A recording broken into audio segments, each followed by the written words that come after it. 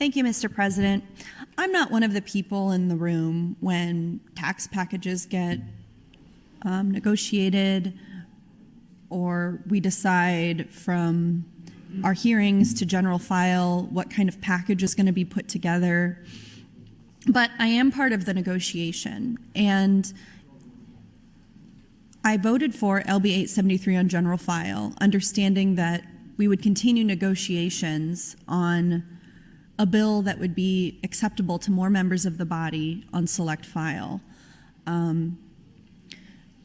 That's often the way things happen, right? You know, we ask each other, can you just vote it through general and we'll work on it on select? I've said it about my bills, and we do work it on it on select. And, you know, all of my colleagues pretty much do too. But when we have substantive, thoughtful, good amendments that just get voted down because we can't change the underlying bill, we already made a deal, yada, yada, whatever it is, then that's not negotiation, right?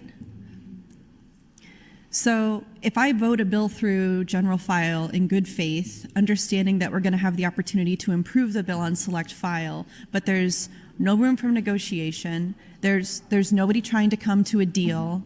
Instead, the deal that's happening is, are we going to override these vetoes, or are we going to pass these tax cuts? And there's all kinds of things that are kind of suspended in the air together and have to go together.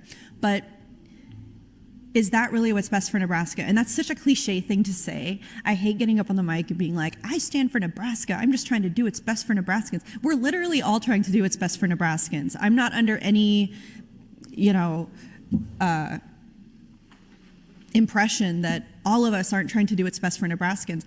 And I also know there's lots of Nebraskans watching and listening, and they're going to read the news about this debate later, and they'll be mad at people who voted for the tax cut. They'll be mad that people didn't vote for the tax cut. So what's really best for Nebraskans isn't even a policy question at that point. It's not, what is an 873 that's best for Nebraskans?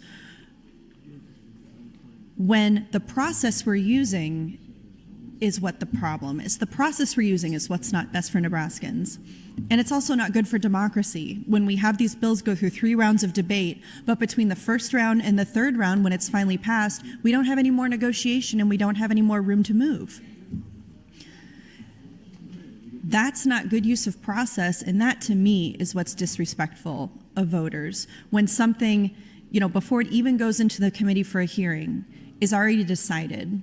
It already has the votes wrapped up. We already know how it's going to end up and what the support is going to be like. And I find in my 4 years here, that's more and more the case, that there's less room for change, there's less negotiation, and people already know where they stand coming out the gate. And that's why you don't see a lot of people getting up on the microphone. That's why I haven't been very involved in this debate and engaged, because everyone kind of knows how each other's going to vote, and that's really boring. It's a really boring way to serve in government when you already know the ending to everything that's going to happen. I also wanted to mention out in the rotunda today, I'm going to get on my little high horse again one more time, another political rally from Jim Pillen that disrupted the experience of students in the rotunda. One of the most wonderful experiences that students can have in the state capitol is taking their tour, usually in 4th grade, and they can all lay down in the center of the rotunda around the circle and look up at the virtues, the sculptures, the mosaics, the symbolism that represents the history of our state. 1 minute. That they have the right to come here and learn. And I was out there in the rotunda with several other people from the building trying to get Jim Pillen to move his political rally out of the way so that these kids could have their tour experience. And his staffers kept saying, it's a First Amendment issue, it's a First Amendment issue. Yeah, it's a First Amendment issue. You have the right to be rude. Do you want to be rude? I've got the First Amendment right to do all kinds of stuff I don't do, because I make choices and I don't want to be rude.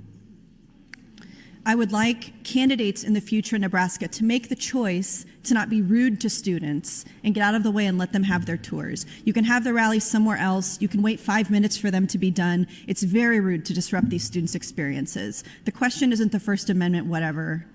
The question is, are you being a jerk? Thank you, Mr. President.